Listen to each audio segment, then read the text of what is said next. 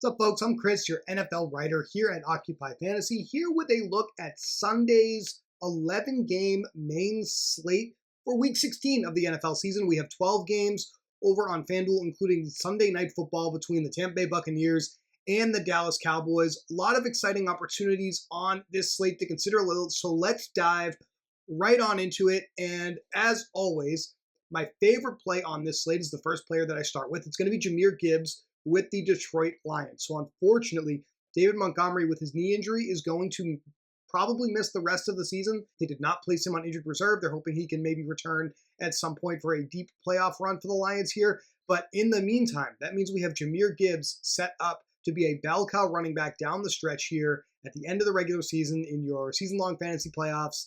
Those of you that are still alive in best ball contests, and if you own Jahmyr Gibbs, you're definitely happy here going into a matchup with the Chicago Bears, who are the fourth worst rush defense in the NFL this season and fifth worst defending running backs in the passing game. We're expecting Gibbs to take on a much larger share of the work here in Detroit's backfield.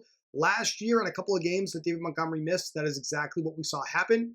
Craig Reynolds is the next man up in this backfield, and he should spell Gibbs a little bit here and there, but we're not expecting a true 1A, 1B split with Gibbs and Reynolds like we did have with Gibbs and Montgomery. So Gibbs is going to be pushing 30 to 40%, if not more, ownership in high-risk contests this week. So bottom line, low-risk contest, got to have Jahmyr Gibbs in your lineup. High-risk contest, probably want to consider blocking the field with Jahmyr Gibbs here against the Lions as well. Detroit is favored by 6.5 points in this spot, so they are one of our teams we also would be looking at to play running backs from in favorable game scripts. They're not the biggest favorite on this slate, though. The biggest favorite this week, the Buffalo Bills in the 4:25 p.m. window in their home game here against the New England Patriots. This is the first of two games that they will be playing against the Patriots in the next 3 weeks.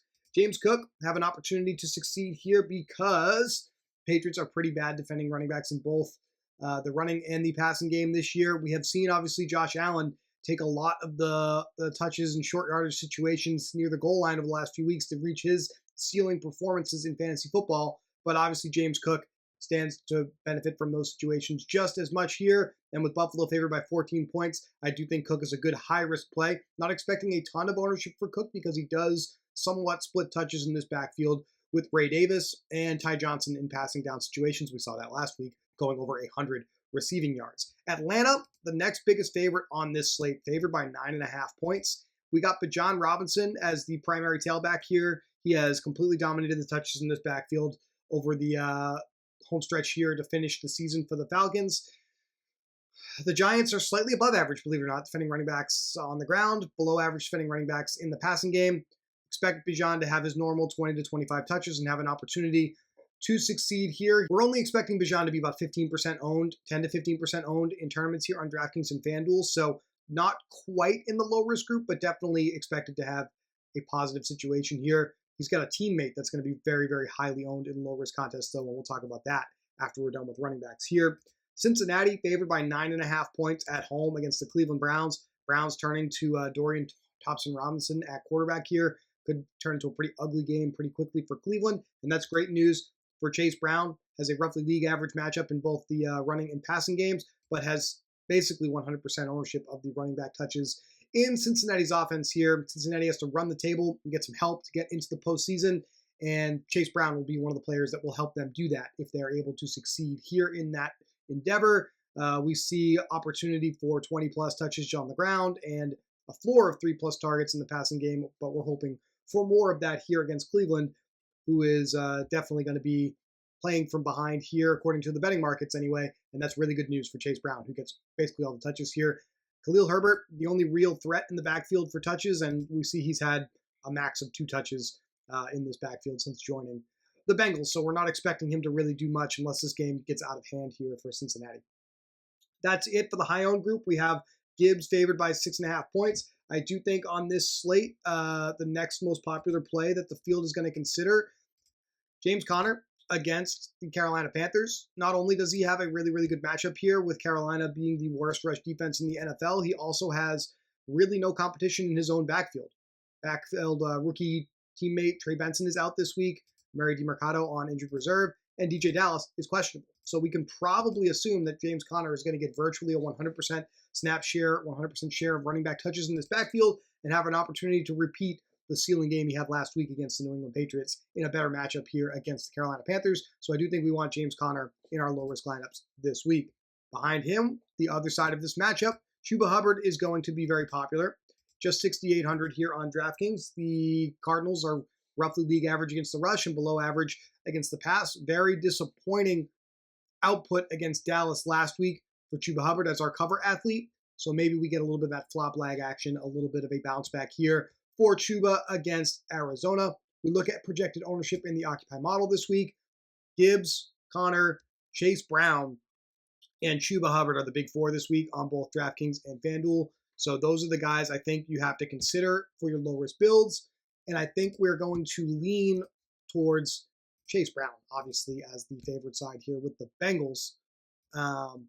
So that's how I'm looking at this for low-risk contest for 3 running backs. You see, we just have 46-16 remaining. How are we going to make this work? Well, the Atlanta Falcons did us a favor this week, and they named Michael Penix Jr. their starter for the remainder of the season. In fact, we even got news this morning here on Saturday that they plan to cut Kirk Cousins after the season. So the Michael Penix Jr. era for the Falcons has officially arrived.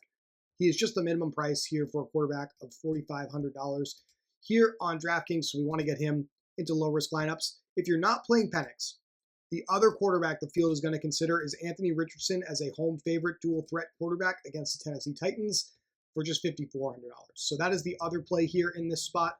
I like Penix at this absolutely astronomically low price in a really good matchup. The Giants are the 4th worst pass defense in the NFL this season, so Penix is going to be the optimal play, I think, in low-risk contests. Probably has some appeal in high-risk contests as well with this matchup here.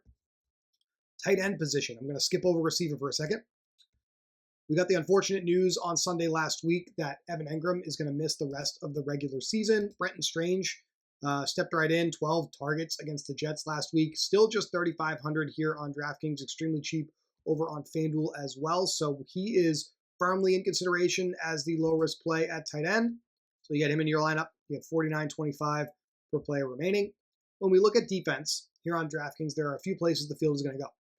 We're going to play the Buffalo Bills as huge favorites against the New England Patriots. That's going to be extremely popular on this slate. They're also going to consider the Bengals as huge favorites against the Cleveland Browns. That's going to be popular on this slate. And then we have a nice 39.5 point total game between two of the worst teams in the NFL, the Jaguars and the Raiders. Jaguars defense is just 2,900 here. That's going to be popular. But on the other side, the Raiders at $2,700 popular as well. So you really can't go wrong with any of these plays in terms of tailing the field for ownership. I like the Jacksonville side here because I just feel a little bit better about their opportunity against Aiden O'Connell, but there is some line movement towards the Raiders here. So if you're into that, the Raiders are probably the side betting markets are on facing Mac Jones. And I have no problem, by the way, playing a little bit of negative correlation here with some Jaguar players against Raiders defense, if that is how you choose to go. But let's just go with the cheapest defense for the sake of argument, 56.66 per player remaining to finish off a low-risk lineup. Your most popular receiver plays this week on DraftKings: Malik Nabers with the Giants, Brian Thomas with Jacksonville, Jacoby Myers with the Raiders. So we're playing both sides of this low total game in low-risk contests. Juwan Jennings with San Francisco, DJ Moore with Chicago. So any 3 out of those 4, 5, 6 receivers is where the field is going to be here for low-risk contests. I prefer Myers here, $5,600 remaining. You get to Brian Thomas, who's priced up a little bit, $4,900 remaining for a final receiver.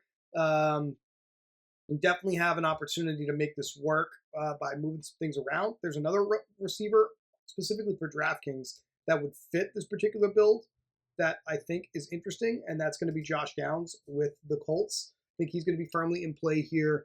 With Alec Pierce out, Downs has been their number 1 target all year long and has gone under that $5,000 watermark here on DraftKings. But I think probably the preferred method here is not to have so much exposure to one of the worst games on the slate. Maybe come off Brian Thomas, maybe find a little bit more upside with perhaps like a DJ Moore, $5,500 for a final spot. And we look at our receivers here that are still available to us on DraftKings. I mean, you got plenty of high upside players that would fit a build like this. Over on FanDuel, let's look at the same thing here. You got Michael Penix, $6,000, their minimum Falcons defense is actually going to be extremely popular here on FanDuel instead of DraftKings because of the relative pricing here on defenses. Falcons just $4,000 is a really good opportunity here, but we have the same situation on FanDuel with both defenses in that pathetic game between the Jaguars and the Raiders. 3,600 for the Jaguars, 3,200 for the Raiders, and with the line movement, I do think the field is probably just going to go with the Raiders here at the absolute. I believe that's the absolute minimum price for a defense this week. Virtually, only the Giants and the Patriots are cheaper.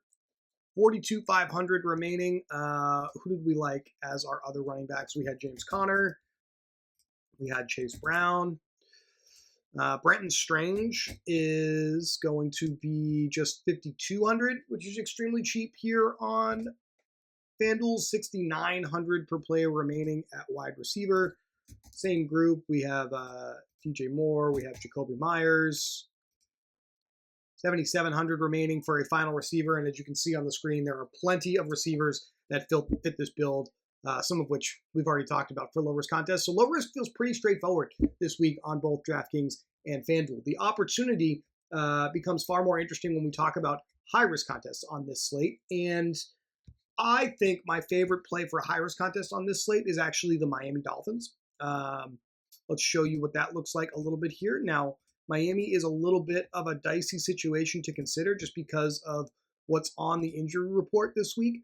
But when we get this game against the San Francisco 49ers in the late window, the biggest opportunity that makes this somewhat easy to fit is a bring back with San Francisco's starting running back, Patrick Taylor. We have Isaac Orendo out this week. We're on to like the fifth running back in the depth chart. And Kyle Shanahan has proven again and again that he just trusts the next man up to dominate the touches. So Patrick Taylor as a flex play, I like getting him in there. And with the Miami side, we have plenty of guys that make a ton of sense here. Jalen Waddle, doubtful, probably going to be out this week. We're expecting Tyreek Hill to be the dominant force at receiver, even with this questionable tag with his wrist injury. He has had that wrist injury for the better part of the season here and has played through it every single week. This is the ultimate put up or shut up spot for Miami. They basically have to win out and get some help to make the postseason. So they need this game against the 49ers. So I would expect Tyreek Hill to suit up here to try and save Miami's slim playoff hopes. So I like getting him into a lineup with Tua Tagovailoa. And then we have Devin Achane, who has this awesome role in the passing game, who I think is a great option to pair with Tua. We also have Jonnu Smith, who has had a really high target floor basically since Halloween. And now with Jalen Waddle out, we should expect that double-digit target floor to continue for Jonnu Smith here. So you could play both these guys. You could play one of these guys with this lineup, but I definitely prefer Achane, Hill, and then, as I said, I like the Patrick Taylor bring back in high-risk contest, 47.66 per player remaining. You can get that cheap Brenton Strange in here, 5,400 for a couple of receivers. That definitely leaves you enough to finish this off, especially if you use cheap receiver like the one I mentioned a few minutes ago. Plenty of salary dollars here remaining. Same deal over here on the FanDuel side of things. We can get Tyreek Hill. We can get Tua Tagovailoa. We can play Achane and Patrick Taylor. And so with 7,600 remaining for two final receivers, we definitely can do pretty much anything we want with this Miami stack. My other favorite stacks on this slate, Philadelphia Eagles with Jalen Hurts. Tremendous amount of upside against the Washington Commanders here. We've got, obviously, we love Jahmyr Gibbs, so we've got the Detroit Lions in their matchup with Chicago. If you want to get a little bit different and maybe play the passing game instead of playing Gibbs, that would be an interesting opportunity on this slate. We could play them. We have Minnesota as a really, really interesting side, I think, against Seattle on the road here. A little bit of weather there to be mindful of, but a pretty easy high ceiling stack on both sides here. Justin Jefferson, Jordan Addison on the Seattle side, bringbacks with Kenneth Walker, DK Metcalf, Jackson Smith-Njigba, Tyler Lockett even. So a lot of opportunity there. And the Rams, obviously we have seen wide receiver one over the last month or so in the NFL, Puka Nacua, just completely go off. We got Stafford, Nacua, Cup. On the Jets side, we know we have Devontae Adams, we have Garrett Wilson, and we even have Breece Hall. So there are plenty of options there. And of course, the biggest favorite on the slate, the Buffalo Bills against the New England Patriots. We have seen absolute ceiling performances from Josh Allen with nearly 100 fantasy points in the last 2 weeks alone. He has an opportunity to repeat that performance here against the Patriots. I don't think we need to use bringbacks in this matchup against New England, but with Josh Allen, we have Khalil Shakir, we have Amari Cooper, who's an underperforming wide receiver. Dalton Kincaid is back. That's an interesting opportunity in high-risk contest as well. Speaking of those underperforming wide receivers, the number one underperforming wide receiver to consider for your high-risk lineups this week, it's going to be Calvin Ridley from the Tennessee Titans. So I would expect Nick Westbrook-Ikini to score 2 touchdowns on 2 targets again, because that's what happens every single time Ridley's on our list. We also have Marvin Harrison Jr. with the Arizona Cardinals. He has had a really healthy target share, air yard share over the last few weeks, and has still not met his expected output. You can see that just by looking at 5 fantasy points, 8 fantasy points, skip 17, 7 fantasy points over the last few games here. Not matching the opportunity whatsoever with Kyler Murray in this offense. We have Jacoby Myers, who's going to be one of our chalk receivers this week for the Raiders. He is underperforming his recent opportunity in this offense as the only real wide receiver that Las Vegas really has to consider. And we have Amari Cooper with the Buffalo Bills. So if you want to go with basically the highest upside, highest implied team total offense, Amari Cooper with the giant goose egg in Week 15. Maybe we get a bounce back game, get right spot here in Week 16 against the New England Patriots for Amari. We know he has an extremely high ceiling week in and week out. There are 4 to 5 other underperforming wide receivers this week to consider. You're going to want to make sure that you're subscribed to Occupy Fantasy to check that out with our Occupy model. We'll reveal the full list in our Discord tomorrow morning with our final content before Sunday afternoon slate locks, So make sure you're checking that out for sure here. I appreciate you guys, as always, watching these videos. The schedule here is getting a little weird to end the season with some of these Saturday games. And next week we have some Christmas games as well to contend with. So keep an eye on our social feeds. Keep an eye on our YouTube feed here. You make sure you get the alerts by subscribing to the channel, any posts that we put about our agenda moving forward. We're definitely going to have a preview for Monday Night Football between the Packers and the Saints this week. Not entirely sure about the plan for Christmas. We'll see if Brian and Jack can bring something for you guys for that interesting 2-gamer. But we will obviously be back next week here to talk to you about Week 17, championship week for those of you playing season long. Hopefully you're able to get there. And I look forward to being here to talk to you about that slate. So good luck here in Week 16, guys, and I'll talk to you next week about Week 17.